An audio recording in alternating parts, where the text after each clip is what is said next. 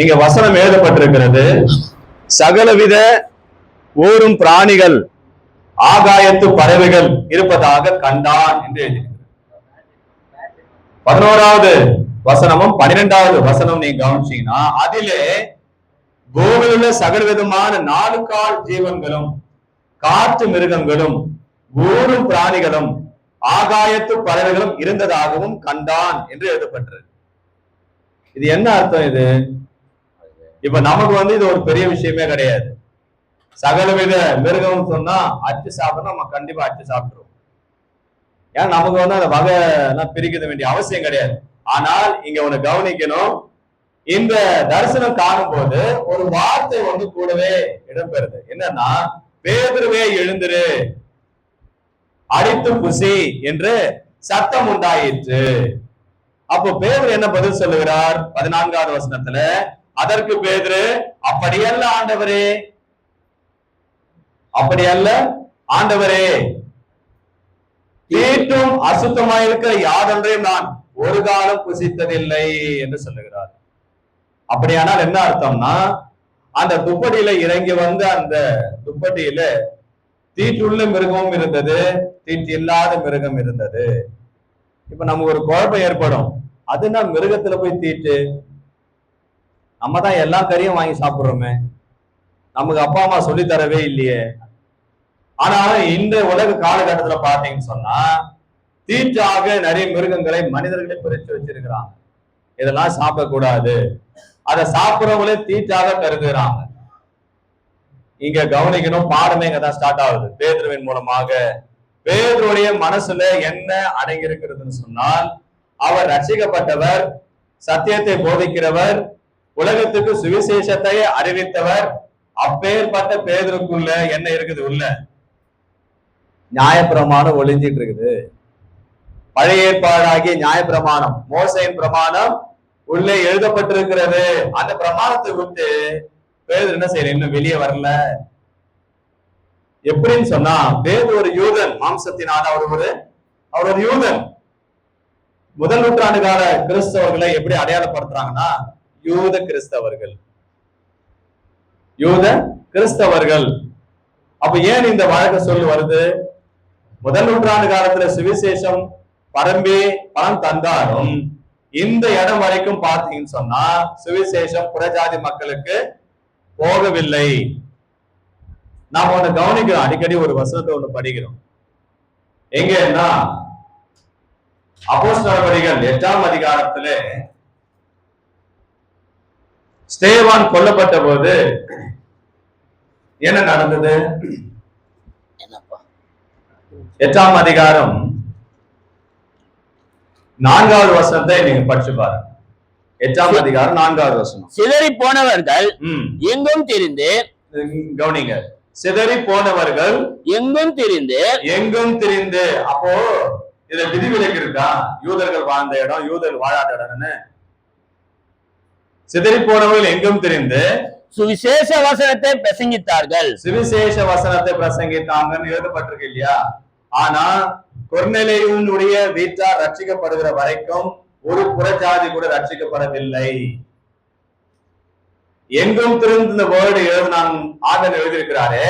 அது எங்கும் திரிந்துன்னு சொன்னா எல்லா இடத்துக்கு போனாலும் இவர்கள் யாருடைய வீட்டுக்கு போய் சுவிசேஷம் சொல்லியிருக்கிறாங்க தெரியுமா? யூதர்கள் வீட்டுக்கு மட்டும்தான் போயிருக்கிறாங்க, புறஜாதி வீட்டுக்கு போகல. 11வது அதிகாரம் அப்போஸ்தலர் நடபடிகள் 19வது வாக்கியத்தை நம்ம படிக்கலாம். இதுதான் இதுக்கான எவிடன்ஸ். 8ஆம் அதிகாரம் 4வது வசனத்துக்கு பக்கத்திலேயே 11ஆம் அதிகாரம் 19வது வசனத்தை எழுதி வச்சுக்கோங்க, ஏன்னா அது யூஸ் ஆகும் பேசுறதுக்கு. 11-19 படிங்க. ஸ்தேவான் நிமித்தமாய் எழும்பின உபத்திரவத்தினாலே சிதறப்பட்டவர்கள் சுவிசேஷ வசனத்தை யூதர்களுக்கு அன்றி மற்ற ஒருவருக்கும் அறிவியாமல். நல்லா கவனிச்சீங்களா? ஸ்தேவான் நிமித்தம் எழுந்தின உபத்திரவத்தினாலே சிதறப்பட்டவர்கள். 8ஆம் அதிகாரத்துல படிச்ச அந்த சிதறப்பட்டவர்கள் அவங்க இவங்கதான். சிதறப்பட்டவர்கள் சுவிசேஷ வசனத்தை யூதர்களுக்கே அன்றி, நிறுத்துங்க சகோதரரே, யாருக்கு? யூதருக்கே அன்றி மற்ற ஒருவருக்கும் அறிவியாமல் வேற யாருக்கும் சொல்லவில்லை. அப்படின்னா என்ன அர்த்தம்? புறஜாதிக்கு சென்றடையவில்லை சுவிசேஷம். புறஜாதினா முதல்ல நம்ம புரிஞ்சுக்கணும். புறஜாதின்றது யார் நம்ம சொல்றாங்க அப்படின்னா, இஸ்ரவேல் மக்களாலதான் இந்த பிரச்சனையே வந்தது. அதாவது இஸ்ரவேல் மக்களுடைய அந்த பிரமாணமாகி நியாய பிரமாணம் தான் உலக ஜனங்களை இரண்டாக பிரிக்கிறது. எப்படி பிரிக்குது? விருத்த சேதனம் பண்ணப்பட்டவன் மேன்மையாகவும், விருத்த சேதனம் பெறாத அனைத்து மக்களும் கீழானவர்களாக கருதப்பட்டான். இந்த மனநிலைமை யூதர்களுக்குள்ளே அதிகமா இருந்தது, காலங்காலமா இருந்தது. மோசையின் மூலம் கொடுக்கப்பட்ட நியாய பிரமாணம் ஆண்டவராக இயேசுவானவர் ஊழியம் செய்ய வருகிற வரைக்கும் ஏறக்குறைய 1500 வருடங்கள் நடைமுறையில் இருந்தது. அவங்க மனசாட்சியில உள்ள இந்த பிரமாணம் இருந்தது. இந்த பிரமாணம் என்ன சொல்லுகிறது சொன்னால், புறஜாதியை நீ சேர்த்துக் கொள்ளக்கூடாது, புறஜாதியை சேர்த்துக் கொள்ளக்கூடாது. அப்போதான் அங்க வார்த்தை அங்க பிரபலமாகுது.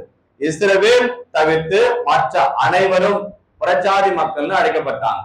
அதாவது புறவினத்தார், அந்நிய ஜாதியான் என்று அழைக்கப்பட்டாங்க. அப்ப இஸ்ரவேலுக்குள்ளே இந்த பிரமாணம் இருந்ததுனாலதான் இந்த பிரமாணம் தான் எல்லாரையும் பிரிக்கிறது. எப்படின்னா, மனுஷனை பிரிக்குது, மிருகத்தை பிரிக்குது, பறவைகளை பிரிக்குது, ஊரும் பிராணிகளையும் பிரிக்குது. இந்த நியாய பிரமாணம் என்னன்னு பிரிக்குது? தீட்டு உள்ளது, தீட்டு இல்லாதது என்கிற 2 வகையா பிரிக்கிறதே இந்த பழைய ஏற்பாடு தான். அந்த பழைய ஏற்பாட்டுக்குள்ள இருப்பதனால்தான் சுவிசேஷத்தை பிரசங்கித்து வந்தும் பேதுரு ஆசிரியர் இங்க என்ன போதிக்கிறார் தரிசனத்துல? அதாவது என்ன சொல்றாரு? தீட்டுள்ளதை நான் ஒரு காலத்துல செஞ்சதில்லை, நான் புசித்ததில்லை என்று சொல்றாரு. மறுபடியும் 10வது அதிகாரத்துக்கு வந்துருவோம். எத்தனை முறை இந்த வார்த்தை அவருக்கு உண்டாகுது அப்படின்னு எழுதப்பட்டிருக்குன்னு சொன்னா, 10வது வசனத்துல 3 முறை அவருக்கு ஒலிக்குது. பாருங்க, தேவ அந்த உத்தரவு பேதுருவுக்கு எத்தனை முறை ஒலிக்கிறது? பேதுருவே அடித்து புசி, நான் சாப்பிட மாட்டேன் அப்படின்றாரு. திரும்பி பேதுருவே அடித்து புசி, நான் சாப்பிடுறது இல்லை அப்படின்றாரு. திரும்பி பேதுருவே அடித்து புசி, இல்ல இல்ல நான் ஒரு காலம் என்ன பண்ணதில்லை, நான் சாப்பிட்டது கிடையாது அப்படின்னு சொல்றாரு. அப்போ என்ன நடக்குது சொன்னா, துப்பட்டி மறுபடியும் வானத்துக்கு எடுத்துக்கொள்ளப்படுகிறதாக இங்கு எழுதப்பட்டிருக்கிறது. அப்போ 10வது வசனத்துல எல்லாம் வானத்திற்கு திரும்பவும் எடுத்துக்கொள்ளப்பட்டது. இப்போ பேதுருடைய சம்பவத்தை நம்ம வருவோம். புறஜாதிக்கும் யூதர்களுக்கும் என்ன இல்லை? இப்போ இந்த இடம் வரைக்கும் பாத்தீங்கன்னா ஒற்றுமை இல்லை. அதாவது சத்தியத்தினால் சுவிசேஷத்தினால் இன்னும் அவர்கள் ஒன்றுபடவில்லை. அப்ப முதலாவது சத்தியத்தை போதிக்கிறவர்களுக்கு அந்த மனநிலைமை, அந்த சூழ்நிலை, அதுல இருந்து அவங்க வெளியே வந்தாதான் சத்தியமே மற்ற எல்லா ஜனங்களுக்கும் போகும். அப்ப ஆரம்பமா இருக்கக்கூடியவர் யார் அப்படின்னு பார்த்தா பேதுரு. பேதுருவானவரை பற்றி நாம் அதிகமாய் படிக்க வேண்டி இருக்குது.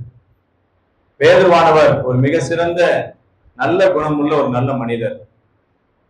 அடிக்கடி பார்த்தீங்கன்னு சொன்னா அவர் இயேசு கிறிஸ்துவோட ஊழிய நாட்கள்ல தடுமாறி ஆண்டவரால அடிக்கடி திட்டு வாங்கினவரும் அவர்தான். அதே மாதிரி தன் தவறை உணர்ந்து உடனடியா தேவனிடத்துல, அதாவது ஆண்டவரிடத்துல சரணடைந்ததும் பேதுரு தான். பேதுரு சில நேரங்கள்ல விட்டுட்டு தூரமா ஓடினா கூட ஆண்டவர் மறுபடியும் பேர் என்ன செய்யறாரு? இழுத்து பிடிக்கிறப்பா அப்படின்னு பிடிக்கிறார். பாருங்க, ஆண்டவர் கைது செய்த பிறகு கூட அவரை பிடிக்க வரும்போது விட்டு ஓட்டாங்க. 3 பேர் தான் கூட இருக்கிறாங்க முக்கியமானவங்க. ஒண்ணு பேதுரு, யாக்கோபு, யோவான். ஆனாலும் பேதுரு ஆண்டவர் என்ன நடக்குமோ கூடவே இருந்து பார்த்தார். ஆனாலும் நீங்க கவனிச்சு பார்த்தீங்கன்னா பேதுருவானவருக்குள்ள பயம் இருந்தது. ஆனால் பரிசுத்த ஆவியானவருடைய வருகைக்கு பிறகாக பயந்திருந்த இந்த பேதுரு ஒரு தைரியசாலியாய் மாறினாரு. எருசலேம்ல தேவாலயத்துல அந்த பட்டணத்துல ஆண்டவர் தான் கிறிஸ்து, இயேசுதான் கிறிஸ்துன்னு பலமாய் சாட்சி கொடுக்கிற அளவுக்கு எல்லா கூட்டத்துக்கு முன்பாக நின்று பேசக்கூடிய அளவுக்கு அவருடைய வாழ்க்கை மாறியதற்கு என்ன காரணம்? பேதுருடைய நல்ல குணம், வைராக்கிய குணம். அது மாத்திரமல்ல, பேதுருவானவர் அந்த பேதுருவானுக்குள்ள அந்த என்ன சொல்றது, நான் பெரியவன், நான் உயர்ந்தவன், அந்த மாதிரியான குணம் எல்லாம் பேதுரு கிட்ட இல்ல. பேதுரு ஆசிரியர் நீங்க கவனிச்சு பாத்தீங்கன்னா பவுல் ஆசிரியர் மீட் பண்ணுகிற ஒரு சூழ்நிலை பைபிள் எழுதப்பட்டிருக்கு. கலாத்தியர் புஸ்தகத்துல 2ஆம் அதிகாரத்துல 11வது வசனத்துல இருந்து 14 வரைக்கும் நம்ம படிக்கலாம். இந்த சப்ஜெக்டுக்கு இது பொருந்தது. கலாத்தியர் 2ஆம் அதிகாரம் 11வது வாக்கியத்துல இருந்து 14 வரைக்கும். மேலும் பேதுரு அந்தியோகியாவுக்கு வந்தபோது அவன் மேல் குற்றம் சுமந்ததினால் நான் முகமுகமாய் அவனோடு எதிர்த்தேன். இது பேசுறது யாருன்னா பவுல் ஆசிரியர். யார் எதிர்க்கிறார்? பவுல் யார் எதிர்க்கிறாருங்க? பேதுருவை எதிர்க்கிறார். பேதுரு யார்? ஆண்டவரால முதல் ஊழியத்துக்கு அழைக்கப்பட்டவர், முதன்மையானவர். சுவிசேஷம் என்கிற திறவுகோலை ஆண்டவர் அவர் கையில தான் கொடுத்தாரு. பரலோகத்தின் திறவுகோல் சுவிசேஷம். அதன் மூலமாக எருசலேமில முதல் நாளே 3000 பேரை ரட்சிப்புக்குள்ள வழிநடத்தினார். முதன்மையான அப்போஸ்தலன். பேதுருவை எதிர்த்தவர் பவுல். ஏன் எதிர்த்தார்? முகமுகமா எதிர்த்தாரா? இப்ப 12வது வாக்கியத்தை படிங்க. எப்படி எனில், யாக்கோபினிடத்திலிருந்து சிலர் வருகிறதுக்கு முன்னே அவன் புற ஜாதியாருடனே சாப்பிட்டான். அவர்கள் வந்தபோதோ விருத்த சேதனம் உள்ளவர்களுக்கு பயந்து விலகி பிரிந்தான். பாருங்க, டபுள் கேம். பேதுருக்குள்ள ஒரு பயம் இருக்குதா இல்லையா? போய் புறஜாதி கூட சாப்பிட்டாரு. ஆனா நியாயப்பிரமாணத்துக்கு என்ன செய்யக்கூடாது? சாப்பிடக்கூடாது. போய் சாப்பிட்டாரு. சரி, சாப்பிட வேண்டியதானே. யாக்கோபு கிட்ட இருந்து சில பேர் வராங்க. அப்படின்னா யூதர்கள் வராங்க. உடனே அங்க இருந்து ஏதோ அப்படியே சாப்பிடாத மாதிரி அப்படியே அத யார் பார்த்துட்டா? பவுல் பார்த்தாரு. நீ யார்? நீ அதான் அவங்க டைரக்டா பேசுறாரு. பாருங்க, பவுல் ஆசிரியர் டைரக்டாவே எழுதுறாரு. 13வது வசனத்துல இருந்து படிங்க. மற்ற யூதரும் அவனுடனே கூட மாயம் பண்ணினார்கள். அவர்களுடைய மாயத்தினாலே பர்னபாவும் இழுப்புண்டார். ஆமா, பேரு கூட போன சில பேர் கூட ஐயோ தலைவரே தூரம் வராரு, நம்ம உட்காந்து சாப்பிட்டுலாம் எங்க நம்மள போய் என்ன செய்ய போறாங்க, நம்ம கேஸ்ல மாட்டிக்க போறோம் அது சொல்லிட்டு அவங்க பேரு கூட என்ன செய்யறாங்க, அப்படியே நழுவி வர்றாங்க கை கழுவிட்டு. இப்ப என்ன நடக்குது பாருங்க. இப்படி அவர்கள் சுவிசேஷத்தின் சத்தியத்துக்கு ஏற்றபடி சரியாய் நடவாததை நான் கண்டபோது, சுவிசேஷத்திற்கு ஏற்றபடி நடவாமலை நான் கண்டபோது. பவுல் யார் எதிர்க்கிறார்? பேதுருவை எதிர்க்கிறார். அப்ப சுவிசேஷத்திற்கு ஏற்றபடினா என்ன அர்த்தமாகுது? ஐயா, சுவிசேஷத்திற்குள்ள பாகுபாடு இல்லை, சுவிசேஷத்திற்குள்ள இன பாகுபாடு இல்லை, மொழி பாகுபாடு இல்லை, ஜாதி பிரச்சனை இல்லை. சுவிசேஷம்னா அதான் சுவிசேஷம், சத்தியம்னா அதான் சத்தியம். இன்றைய காலகட்டத்துல பாத்தீங்கன்னா சபை நடத்துற சொல்ற ஊழிய செய்யற சொல்லிக்கிட்டு இனி சபைகளுக்குள்ளவே ஜாதி பிரச்சனை, சபைகளுக்குள்ளவே ஏற்றத்தாழ்வு பிரச்சனை, சபைகளுக்குள்ளவே நான் உயர்ந்தவன் நீ தாழ்ந்தவன்ற பிரச்சனை. என்னைக்கு சபை நடத்திட்டு இருக்கிறாங்க. இதை வச்சுக்கிட்டு நம்ம இந்த வசனம் வச்சு அவங்களை அழகிறோம். அவங்களாம் கிறிஸ்தவனே கிடையாது. எவன் ஒருத்தவன் ஜாதி பாக்குறானோ அவன் கிறிஸ்தவன் கிடையாது. எவன் ஒருத்தவன் ஏற்றத்தாழ்வு பாக்குறானோ அவன் கிறிஸ்தவன் கிடையாது. பவுலாசிரியர் டைரக்டா எதிர்க்கிறார். ஏன்னா நம்ம சுவிசேஷத்துக்குள்ள இடம் பெற்றுட்டோம். சுவிசேஷத்துல பாகுபாடே இல்லை ஐயா. அதான் இங்க பேர் சொல்றாரு. பவுல் சொல்றாரு. படிங்க 14. இப்படி அவர்கள் சுவிசேஷத்தின் சத்தியத்திற்கு ஏற்றபடி சரியாய் நடவாததை நான் கண்டபோது, எல்லாருக்கும் முன்பாக நான் பேதுருவை நோக்கி சொன்னது என்னவென்றால், யூதனாய் இருக்கிற நீ யூதர் முழுமையாக நடவாமல் புற ஜாதியார் முழுமையாக நடந்து கொண்டிருக்க, புற ஜாதியாரை யூதர் முழுமையாக நடக்கும்படி நீ எப்படி கட்டாயம் பண்ணலாம்? நீ ஒண்ணு யூதனா இருந்தா யூதன் மாதிரி இரு, யூதனா இருந்துட்டு புறஜாதி போய் யூதனா இரு, நீ போதி. நீயே புறஜாதி மாதிரி நடந்துகிட்டு புறஜாதி கிட்ட போயிட்டு நீ யூதனா நட நீ ஏன் சொல்றன்னு கேக்குற. இந்த வித்தியாசம் தெரிஞ்சா அந்த சப்ஜெக்ட் புரியாது உங்களுக்கு. இந்த வித்தியாசத்தை கொண்டு வருவதே பழைய ஏற்பாடு தான். இனி பழைய ஏற்பாடை வச்சுக்கிட்டு சபைக்குள்ள ஆண்டவர் உன்னை அதிகமாய் ஆசீர்வதிக்கிறார், உன்னை அபிவிருத்தமாய் ஆசீர்வதிக்கிறார். யாருக்கு சொல்லப்பட்டது? புறஜாதி உனக்கு சொல்லப்பட்டதா? நீ லிஸ்ட்லயே இல்லை, நீ ஓரம் போ அப்படின்னா நியாயப்பிரமாணம் சொல்லுது. நீ லிஸ்ட்லயே இல்லையப்பா, இது உனக்கு வரவே வராத, நீ வெளியே போ, இது இஸ்ரவேலுக்கு நான் சொன்னேன்னு சொல்லப்படுகிறது இங்க. அப்ப பழைய ஏற்பாடாகி இந்த நியாயப்பிரமாணம் என்ன சொல்லுதுன்னு சொன்னா, புறஜாதியோட என்ன செய்யக்கூடாது, இணங்கி போகக்கூடாது, புறஜாதி கூட சாப்பிடாத. சாப்பாடு விஷயத்துல பாத்தீங்கன்னா ரொம்ப ஸ்ட்ரிக்டா இருந்தவங்க இந்த யூதர்கள், ரொம்ப ரொம்ப ஸ்ட்ரிக்டா இருந்தாங்க. அதனால்தான் இங்க பேதுருவுக்குள்ள இந்த மனநிலைமை இருந்தது.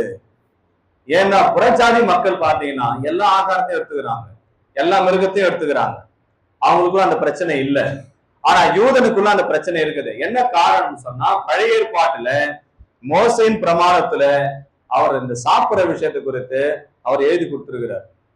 எங்க பிரதர் நீங்க கேட்டீங்கன்னா, லேவியராகம் 11ஆம் அதிகாரம். இந்த 11ஆம் அதிகாரத்தை முழுவதுமாக உங்களுக்கு இன்ட்ரெஸ்ட் இருந்தா வீட்டுல போய் வாசிங்க. 3 வகையான பிரிவினை இங்க சொல்றாரு. 3 விதமான பிரிவினை. என்ன பிரிவினை நீங்க எழுதி வச்சுக்கோங்க. முதல் வசனத்திலிருந்து 8வது வசனம் வரைக்கும் பாத்தீங்கன்னா எந்த மிருகத்தை சாப்பிடணும், எந்த மிருகத்தை சாப்பிடக்கூடாதுன்னு எழுதி வச்சிருக்கிறார். லேவியராகம் 11ஆம் அதிகாரம் 1-8 வரைக்கும். அதே அதிகாரத்துல 9-12 வரைக்கும் கடல்ல வாழ்கிற, தண்ணீர்ல வாழ்கிற மீன் வகை, எந்த மீனை சாப்பிடணும், எந்த மீனை சாப்பிடக்கூடாதுன்னு எழுதி வச்சிருக்கிறார். 13-25 வசனம் வரைக்கும் பறவைங்க, பறவை வகையில எதை சாப்பிடணும், எதை சாப்பிடக்கூடாதுன்னு எழுதி வச்சிருக்கிறார். 11ஆம் அதிகாரத்தை முழுவதுமாக இந்த சப்ஜெக்ட் வருது. இப்போ இந்த பாடத்துக்காக நான் 2 வருஷத்தை நான் சொல்லுகிறேன். இப்போ லேவியர் ஆகமம் 11ஆம் அதிகாரம் 2வது வாக்கியம் 3வது வாக்கியம் படிங்க. நீங்கள் இஸ்ரவேல் புத்திரரோடு சொல்ல வேண்டியது என்னவென்றால், பூமியில் இருக்கிற சகல மிருகங்களிலும் நீங்கள் புசிக்கத்தக்க ஜீவ ஜந்துக்கள் யாதெனில், மிருகங்களில் விரிகுலம் உள்ளதாயிருந்து குழம்புகள் 2ஆக பிரிந்திருக்கிறதும் அசை போடுகிறது மாணவிகள் எல்லாம் நீங்கள் புசிக்கலாம். இங்க 2 பாயிண்ட் சொல்றாருங்க லேவியர் ஆகமத்துல. விரிகுலம் உள்ளது, அடுத்தது அசை போடக்கூடியது, இதை சாப்பிடணும். கவனிக்கிறீங்களா? எழுதிட்டு கவனிச்சுங்க. விரிகுலம் என்று சொன்னா கால் பகுதி பாத்தீங்கன்னா இப்படி பிரிஞ்சிருக்கு, இப்படி பிரிஞ்சிருக்கும், அதான் விரிகுலம். 2வது அந்த மிருகம் சாப்பாடை அசை போடணும். அந்த மாதிரி மிருகத்தை நீங்க சாப்பிடலாம், அது சுத்தம் உள்ளது. சில மிருகங்கள்லாம் பாத்தீங்கன்னா அசை போடும், ஆனா இந்த விரிகுலம் இருக்காது, கால்ல விரிகுலம் இருக்காது, கால் பகுதி, அதை சாப்பிடக்கூடாது. எதுன்றது பட்டியல் இந்த அதிகாரத்துல இருக்கு. அப்ப மிருகத்துல எதை சாப்பிடணும், எதை சாப்பிடக்கூடாது நீங்க 3வது வாக்கியம் படிங்க. மிருகங்களில் விரிகுலம் உள்ளதா இருந்து குழம்புகள் 2ஆக பிரிந்திருக்கிறதும் அசை போடுகிறதும் மாணவர்கள் எல்லாம் நீங்கள் புசிக்கலாம். அப்போ இந்த வகையில பாத்தீங்கன்னா இன்றைக்கு ஒரு பெரிய சர்ச்சை. அது என்ன தெரியுமா? பன்னிக்கறி சாப்பிடலாமா சாப்பிடக்கூடாதா? இது ஒரு பெரிய பிரச்சனை. புதிய ஏற்பாட்டின் காலத்துல நீங்க வந்துட்டீங்கன்னா கிறிஸ்து எல்லாத்தையும் பரிசுத்தமாக்கிட்டார். அதுல பன்னின்னா, காடைன்னா, கௌதாரின்னா எல்லாத்தையும் பரிசுத்தமாக்கிறார். பழைய ஏற்பாடு தான் அந்த பிரச்சனை. அப்போ இங்க சொல்லுகிறாரு, பன்னிக்கு விரிகுலம் இருக்கு, ஆனா பன்னி அசைப்படாது, அதனால பன்னி சாப்பிடக்கூடாதுன்னு நீங்க எழுதி வைக்கிறார். நீ விவரமா இதுல இருக்கு, நான் சொல்ல வேண்டிய அவசியம் கிடையாது. இப்ப அடுத்தபடியாக இதே அதிகாரத்துல 9வது வசனம் 10வது வசனம் நீங்க படிச்சு பாருங்க. ஜலத்தில் இருக்கிறவைகளில், ஜலம் என்று சொன்னா தண்ணீர், நீங்கள் புசிக்கத்தக்கது யாதெனில், கடல்களும் ஆறுகளும் ஆகிய தண்ணீர்களிலே சிறகும் செதில்களும் உள்ளவர்கள் எல்லாம் நீங்கள் புசிக்கலாம். பாருங்க, மீன்ல பாத்தீங்கன்னா செதில் இருக்கணும், சிறகு இருக்கணும். சிறகுனா தெரியுங்கல்ல, பக்கத்துல நீங்க சமைக்கும் போது பாப்பீங்களா, கத்தில கழிச்சிருவீங்களே, செதில், செதில் சிறகு குடிச்சு நல்லா அருவாமண்ல வச்சு என்ன செஞ்சிருவாங்க, அதை நல்லா நறுக்கிடுவாங்க, உள்ள இதெல்லாம் கழிவுலாம் எடுக்குவாங்க. அந்த மாதிரி மீனுக்கு செதில் இருக்கணும், சிறகு இருக்கணும். அது 2 இருந்தா தான் சாப்பிடணும். அப்படி பார்த்தா சில மீன் வகையில பாத்தீங்கன்னா செதில் இருக்கும், சிறகு இருக்காது, பறக்கிறதுக்கு, அது நீந்துறதுக்கு, அதை சாப்பிடக்கூடாது, அது அசுத்தம். இது மீன் வகையில சொன்னார். பறவை வகைன்னு சொல்லி வச்சிருக்கிறார். 20வது வசனம் படிச்சு பாருங்க. பறவைகளில் 4 காலால் நடமாடுகிற ஊரும் பிராணிகள் யாவும் உங்களுக்கு அருவருப்பாய் இருப்பதாக. பறவையிலையும் நடக்கிறது, 4 காலம் நடக்கிறது இருந்ததுன்னா அதை சாப்பிடக்கூடாது, அது அருவருப்பு. 3 பிரிவு சொல்லிட்டேன் இல்லையா? இந்த 3 பிரிவு தான் அவங்களுக்குரிய சாப்பிடக்கூடிய விஷயத்துல பிரமாணம். யாருக்குன்னா யூதர்களுக்கு. இது நிமித்தமா என்ன செய்யறாங்கன்னு சொன்னா, அவங்க இந்த அசுத்தமானதை தொடாம சுத்தமானதை மட்டும்தான் சாப்பிடுவாங்க. அப்ப இந்த எண்ணம் உடையவர் யாருங்க? பேதுரு. இந்த பிரமாணத்தை சொல்லிக் கொடுப்பது பழைய ஏற்பாடு. ஆனால் பேதுருவானவர் சத்தியத்தை சொல்லி சுவிசேஷம் ஆரம்பித்து எருசலேம்ல 3000 பேர் ரட்சிக்கப்பட்டாங்க. அதுக்கு அடுத்தபடியா 5000 பேர் ரட்சிக்கப்படுறாங்க. அதுக்கு அடுத்தபடியா திரளான கூட்டத்தார், கணக்கிலே வராத அளவுக்கு அங்க மக்கள் பெருகிட்டு இருக்கிறாங்க. இவ்வளவு சத்தியத்தை பேசின பேதுரு ஆசிரியருக்குள்ள என்ன இருக்குது? பிரிவு இருக்கு. ஆஹா, நான் சாப்பிட மாட்டேன். ஏன்பா? நியாயப்பிரமாணம் நான் என்ன பண்ணிருக்கிறேன், நான் சாப்பிடாம இருக்கிறேன், அதனால சாப்பிட மாட்டேன். அப்ப இதெல்லாம் யார் சாப்பிடுறா? புற ஜாதி மக்கள் சாப்பிடுறாங்க, எல்லாத்தையுமே சாப்பிடுறாங்க. அப்ப அவங்களோட நீ இணக்கமா போக கூடாது என்பதுதான் நீங்க அவங்களுக்குரிய சத்தியம். அப்ப இந்த இடம் வரைக்கும் நீங்க பாத்தீங்கன்னா அப்போஸ்தலனாகிய பேதுரு ஒரு புறஜாதி வீட்டுக்கு கூட என்ன செய்யல, போகவில்லை. அப்ப இதனால தேவன் சுவிசேஷத்தை பொறுத்தளவில் என்ன திட்டம்? மத்தேயு புஸ்தகத்துல 28ஆம் அதிகாரத்துல 19-20 வசனம் வாசிச்சீங்கன்னா, உலகம் எங்கும் போங்கள். அப்ப இந்த பிரமாணம் எப்படி போகும் உலகம் எங்கும்? அப்ப இந்த பிரமாணத்தை அவங்க நடைமுறை கொண்டு வந்தாங்களா இல்லையா? கொர்நேலி வீட்டுக்குள்ள போற வரைக்கும் இந்த நடைமுறைக்கு வரல. எவ்வளவு வருஷம் கடந்து போயிருக்கும்? ஏறக்குறைய ஒரு ஆசிரியர் சொல்றாரு 8 to 10 வருஷம். 2ஆம் அதிகாரத்துக்கும் 10ஆம் அதிகாரத்துக்கும் எவ்வளவு நாள் டிஸ்டன்ஸுங்க? அப்ராக்சிமேட்லி அது இங்க எழுதல, பட் ஹிஸ்டாரிக்கல் சொல்றாங்க.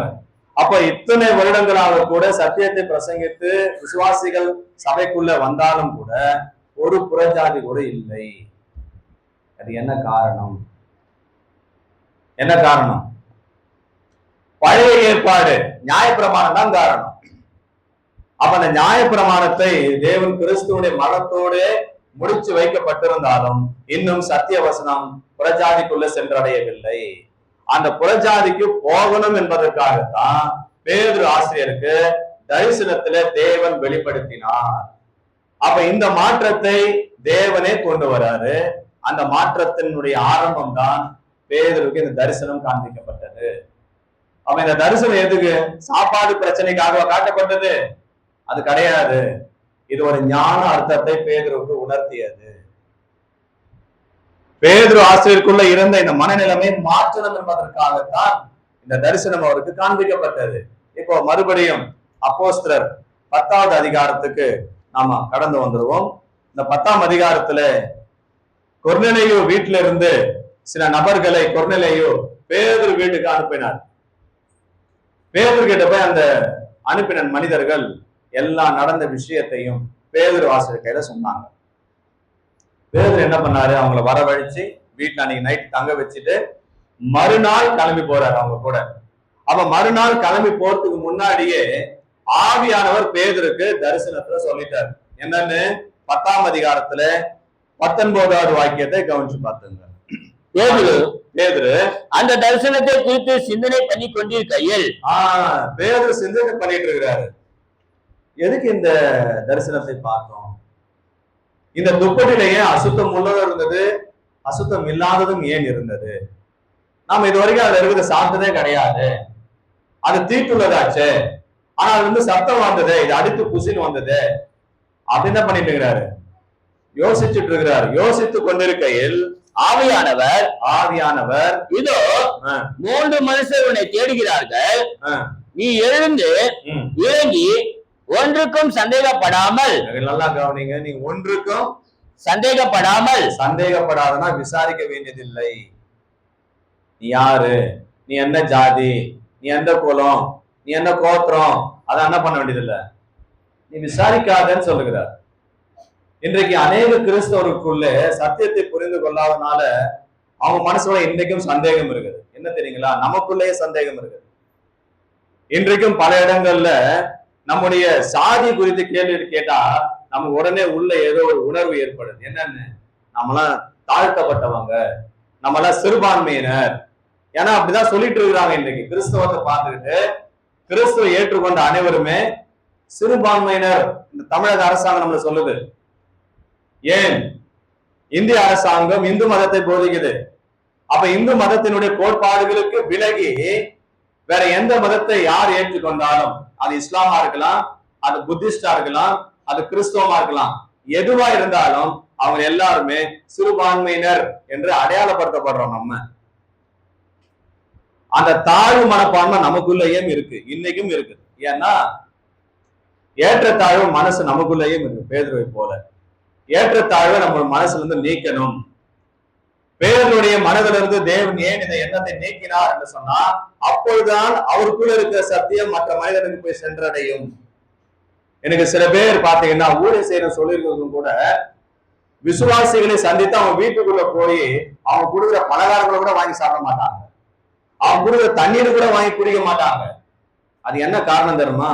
இப்போ டைட் வந்துருச்சு, நான் நோயாளி ஆயிட்டேன், சுத்தண்ணி கையில வச்சுக்கிறேன், நான் இந்த பிஸ்டரி பாட்டில் தான் சாப்பிடுவேன், அதெல்லாம் செகண்டரி. முதல்ல அவங்க மனசுக்குள்ள என்ன இருக்குதுன்னா, நான் வேற நீங்க வேற. இந்த எண்ணம் எல்லாருக்குள்ளேயும் மனசுல இருக்கு. முதல்ல நம்ம தூக்கி எறியணும். பேதுருவை போல என்றைக்கு சத்தியத்தை நம்ம கீழ்ப்படிந்தோமோ, நாம் அனைவருமே யார்தான்? ஒரே குடும்பத்தை சார்ந்தவர்கள். நான் சில இடங்கள்ல ஊழியத்துக்கு போகும்போது நேரடியா அனுபவத்தை நம்ம கிடைக்கிற சத்தியத்தை சொல்றோம். அவங்க அன்பா கொடுக்கறத வாங்கி நம்ம உடனே என்ன செய்யறோம்? சாப்பிடுறோம். அது என்ன காரணம்? அவங்க மனசுக்குள்ள ஒண்ணு நம்ம விதைக்கிறோம். நீ நானும் ஒண்ணுதான், நீ தங்கச்சியா இருக்கிற, நான் அண்ணனா இருக்கிறேன், நீ சகோதரா இருக்கிற, நான் சகோதரியா இருக்கிறேன், நாம் இரண்டு பேருமே யார்தான்? ஒண்ணுதான்றத சாப்பாட்டின் வழியா காண்பிக்கிறோம். நீங்க அநேகர் பார்த்தீங்கன்னா வீட்டுக்குள்ள வரமாட்டாங்க, அவங்க கொடுக்குறத சாப்பிட மாட்டாங்க, அவங்களோட இணக்கமா போக மாட்டாங்க, ஆனா பேச்சளவுல தான் வச்சுக்குவாங்க. அது என்ன காரணம்? சாதி பிரிவினை. நீ உயர்ந்தவன், நான் தாழ்ந்தவன். பேதருக்குள்ள அந்த எண்ணம் இருந்தது. தேவன் அதை நீக்குகிறார். அதை எப்படி நீக்கினார்னா அவனுக்கு புரிய வச்சார். பேதுருவே, நீ யாரு? உலகத்துக்கே ரட்சிப்பை சொல்ல தேவனால் நியமிக்கப்பட்டவன். பேதுரு இதை ஒப்புக்கொண்டார், சரண்டர் ஆயிட்டார்.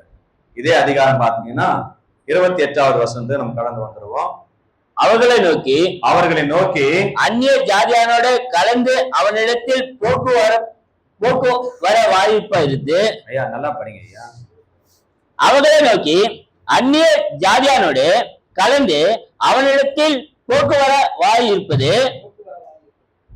சரி, போக்குவர வாய் இருப்பது யூதனானவனுக்கு விளக்கப்பட்டிருக்கிறது என்று நீங்கள் அறிந்திருக்கிறீர்கள். இதை யாரை பார்த்து சொல்றாரு? எங்க சொல்றாரு?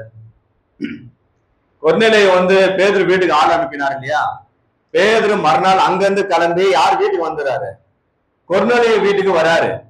கொர்நேலியு வீட்டு வாசல் உள்ள பேதுரு வரும்போது கொர்நேலியு ஓடி போய் பேதுரு இன்வைட் பண்ணி பேதுரு கால கொர்நேலியு தொப்புன்னு விழுந்துட்டாரு. அப்ப பேதுரு சொல்றாரு, கொர்நேலியுவே எழுந்துரு, நீ ஏன் என் காலில் விழணும்?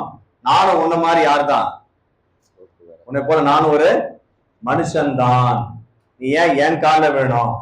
எழுந்துரு சொல்லிட்டு அவங்க வீட்டு உள்ள போன பிறகு எல்லாரையும் பார்த்து இந்த வார்த்தையை சொல்றாரு. யாரை பார்த்து சொல்றாரு? இப்போ நம்ம ஒரு வீட்டுக்குள்ள போறோம்னா அந்த வீட்டுக்குள்ள போயிட்டு நீங்கெல்லாம் வேற ஜாதிக்காரங்க, நீங்கெல்லாம் வேற மொழிக்காரங்க, நீங்களும் நாங்களும் ஒன்னும் ஆகுறது இல்லை, ஆனாலும் நான் பரவாயில்ல உங்க வீட்டுக்கு நான் வந்துருக்கிறேன்னு சொன்னா என்ன பண்ணுவாங்க? கையில தான் என்ன செய்வாங்க? சட்டையை குச்சி நான் ரெடி அடிச்சு. ஆனா பேதுரு இந்த ஸ்டேட்மெண்ட் சொல்றது என்ன காரணம்? மனமாற்றம் அடைந்தார். பேதுருடைய மனதில் இருந்த எண்ணம் தூக்கி எறியப்பட்டது. ஒரு ஜாதிக்குள்ளேயும் அந்த எண்ணம் இருந்தது, கொர்நேலியுக்குள்ளே அந்த எண்ணம் இருந்தது, அந்த வீட்டாருக்குள்ள அந்த எண்ணம் இருந்தது. என்னன்னு? நம்ம அந்நிய ஜாதி அப்படின்னு அந்த எண்ணம் இருந்தது. அது உங்களுக்கே தெரியும் அப்படின்னு பேதுரு சொன்னார். சொல்லிட்டு கீழே சொல்றாரு, அதான் முக்கியமான வசனம், படிங்க. அப்படி இருந்தோம் எந்த மனுஷனையும் தீட்டு உள்ளவன் என்றும் அசுத்தன் என்றும் நான் சொல்லாதபடிக்கு தேவன் எனக்கு காண்பித்திருக்கிறார். தேவன் எனக்கு காண்பித்தார். இப்ப புரிஞ்சுதான்? சப்ஜெக்ட் இதுதான். இத வேற யாராவது பேசியிருந்தாங்கன்னு சொன்னா பேர் அக்செப்ட் பண்ணிக்க மாட்டாரு. இங்க தேவன் அவருக்கு வெளிப்படுத்திட்டாரு. இனிமேல் எதுவுமே யாரும் இல்ல, மனுஷனுக்குள்ள தீட்டு இல்ல, சாப்பிடுற விஷயத்திலையும் தீட்டு இல்ல. நீங்க நல்லா புரிஞ்சுங்க. சாப்பிடுற விஷயத்துல ஒருத்தரோட நீங்க கமிட் ஆயிட்டீங்கன்னா ரொம்ப நெருக்கம் அதிகமாயிடும். சாப்பிடுற விஷயத்த நீங்க அவங்களோட இணையலன்னு சொன்னா உங்களுக்கு அவங்க டிஸ்டன்ஸ் இருந்துகிட்டே தான் இருக்கும். இத தேவனே செய்யறாரு சாப்பிடுற விஷயத்துல. நீங்க கூட சொல்ல கேட்டிருப்பீங்க, நாங்கெல்லாம் ஸ்கூல்ல என்ன செய்வோம், ஒரே சாப்பாடை சாப்பிட்டோம். உறவுக்காரங்க சொல்றத கேட்டிருப்பீங்க, நாங்கெல்லாம் ஒரே தட்டுல சாப்பிட்டோங்க. அது எதை குறிக்குது? அது ஒற்றுமையை குறிக்கிறது.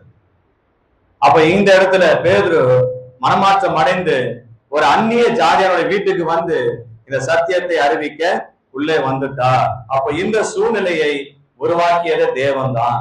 அப்ப தேவனுடைய திட்டம் என்ன? கிறிஸ்துவானவர் சிலுவையிலே மரித்து அடக்கம் செய்யப்பட்டு உயிர்த்து வந்த பிறகு ஒரு புதிய சத்தியம் உலகத்துக்கு வந்த பிறகு தேவனுடைய திட்டம் என்ன?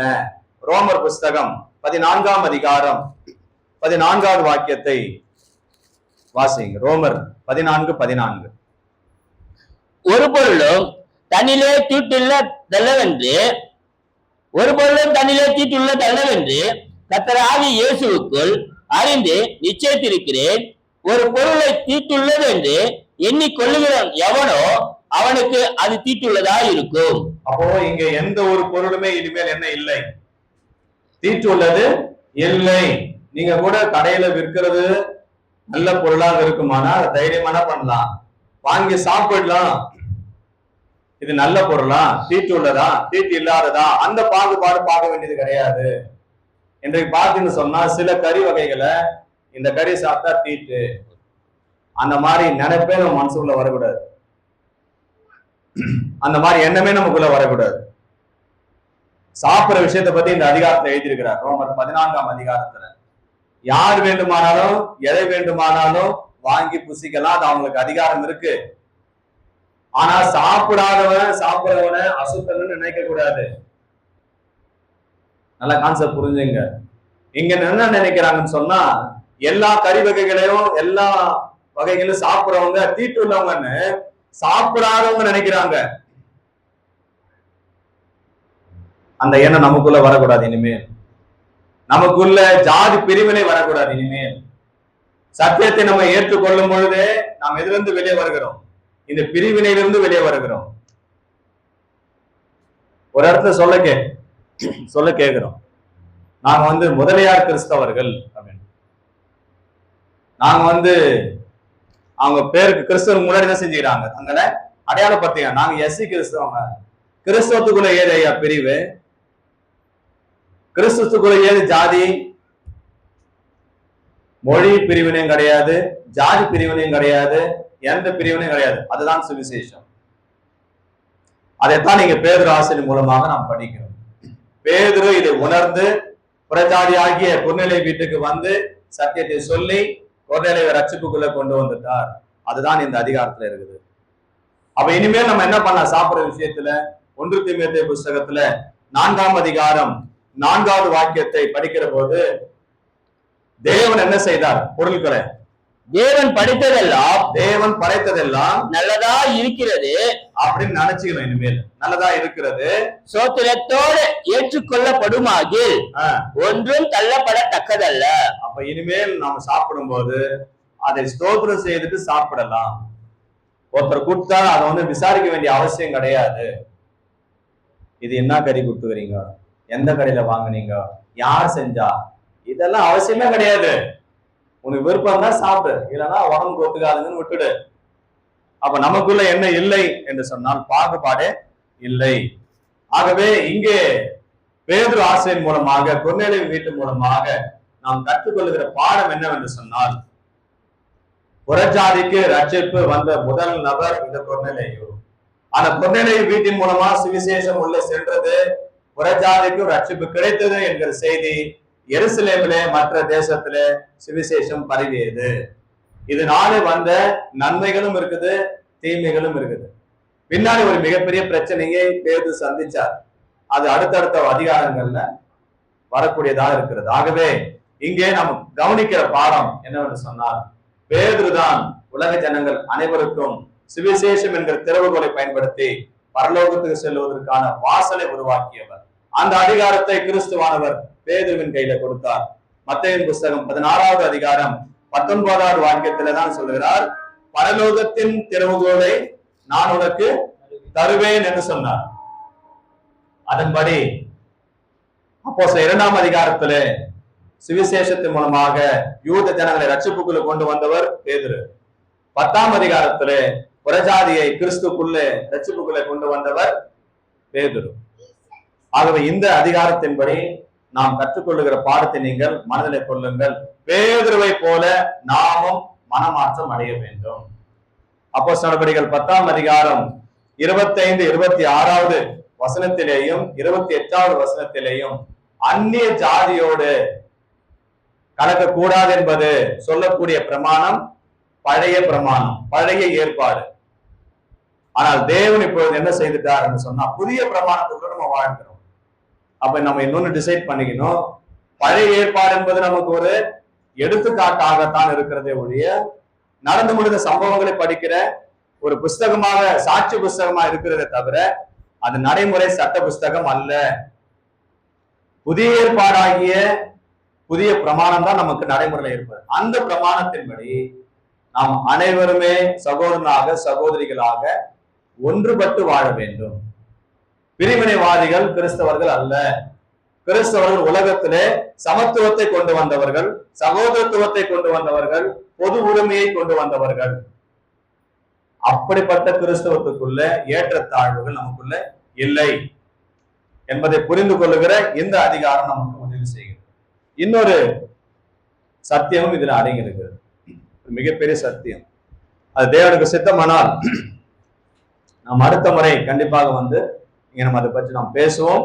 தேவன் நமக்கு கிருபை செய்வார். இந்த சூழ்நிலையில இந்த சத்தியத்தை கேட்ட உங்கள் அனைவருக்கும் மனிதனுடைய நன்றி தெரிவிக்கிறேன்.